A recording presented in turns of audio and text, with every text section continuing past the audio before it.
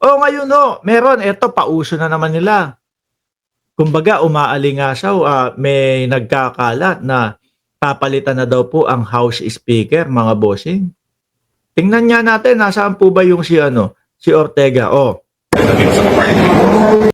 G na G sila, napalitan si Martin Romualdez. Hindi naman nila kaya. Hindi naman nila mapaalis. Ortega, pinabulaanan ng pagpapalit ng liderato sa Kamara.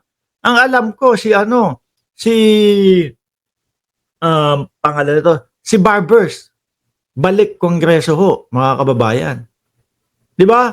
Papa Mark, check mo yung Senate session number 17, September 8, 2025. No? Si Senator Robin Padilla, nakabadping. Siya ba yun? Hindi. Habang kumakanta ng national anthem. Ganon. Sige, hahanapin ko yan.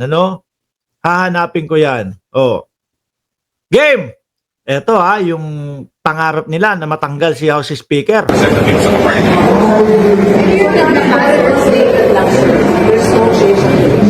There is no change. Pero may mga attempts to change the leadership. Well, maraming chismis, pero Hoy, Nigel! Sabi mo nga sa akin, pupunta ka ba doon sa EDSA? Kailan ba pupunta ng EDSA? Gusto namin i-vlog kayo. Gusto namin matawa kami sa inyo. Sabihin nyo sa amin, malamang yan, may mga pupunta dyan sa EDSA.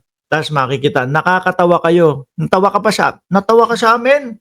Bakit? Kahit kababayan ko, nakakadiri yan. Sige nga please, bakit? Paki-explain kung bakit at ano ang nakakatawa sa amin.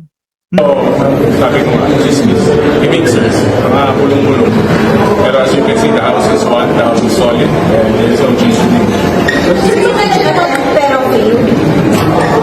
Hindi ko alam kung may nag-attend, pero maraming chismis. Wala naman daw.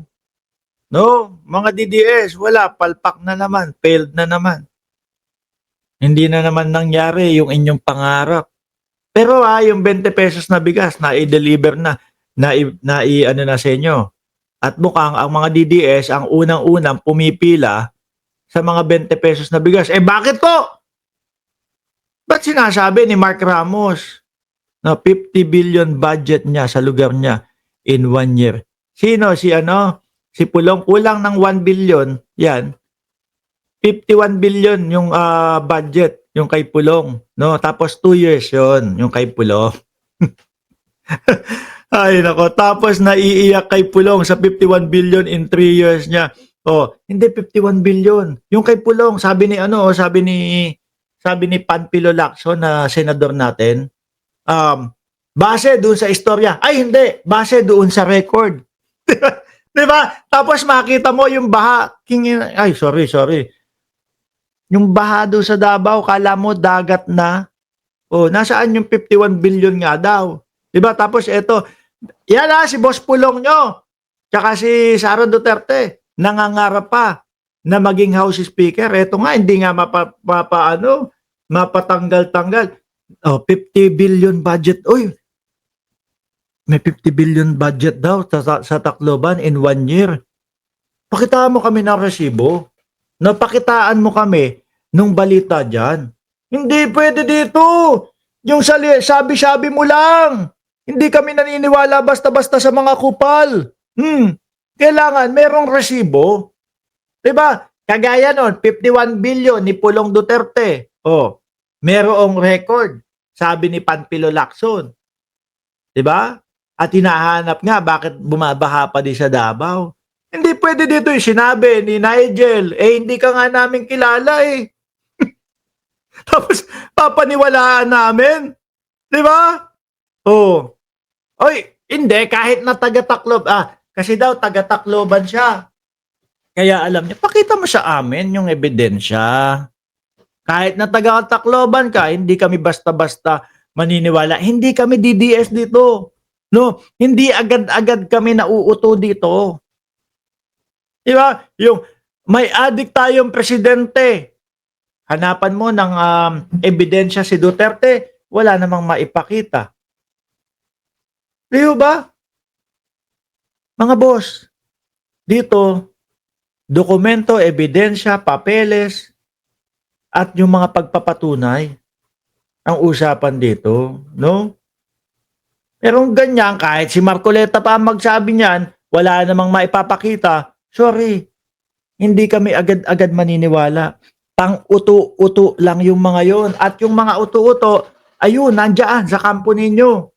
Mga gullible, madaling mga mapapaniwala. Di ba? O ito, pinapakalat ninyo. Gusto nyo maniwala kami? Di ba? O, wala. Iyak na. O, iyak na. O, walang iiyak. Labasan ng resibo. Di ba? Yung kay Sara Duterte. Hindi nyo matanggap.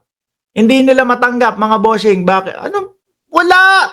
Sa papakita! Pikit mata! Yung kay Sara Duterte ang nakita namin. Mga resibo na sinulat nila, ginawa nila, 900 nga eh. 900 nga. Ano sagot ng mga DDS doon? Kitang-kita na ho nila yun ha. Ay, bakit si Sara Duterte? Yung ba sagot nun? Bakit si Sara Duterte lang? Bakit hindi nyo i-debunk? Na walang katotohanan yung mga resibo na yon. Kasi mismong Office of the Vice President at mismong Department of Education yung nag-submit nun sa COA. No, kaya ang sagot na lang ho ng mga DDS, bakit si Sara Duterte lang? Natural, siya ang pinakamalaki dyan. Natural, siya ang vice-presidente dyan. Uunahin yung pinakamalaki at etong may mga ebidensya. Tapos isusunod yung iba. Diba? Yan yata ang totoong pikit mata. Bakit po si Sara Duterte lang? No? Madami pa naman pong ibang politiko dyan. Debunk nyo dapat yun. Hindi kayo magtuturo ng iba. Yun ang masakit. Diba? Eto, yung mga DDS, naalala ko kay Martin Romualdez. Yung kainitan ho ng impeachment. Actually, iinit ulit yung impeachment na yan, ha? Bakit to? Dalawang tulpo gusto matuloy ang impeachment. Si Soto gusto din yan. Si Lacson gusto din yan. At madami ngayon, majority ngayon. Naku po, mga kababayan. Inimbentohan nila ng 150 million daw po ang ibinabayad ni Speaker doon sa mga congressman with matching bag na itim daw po, 150 million ang laman, ha? Di wow. Nasaan yung ebidensya? Wala po silang maipakitang picture. Inedit nila.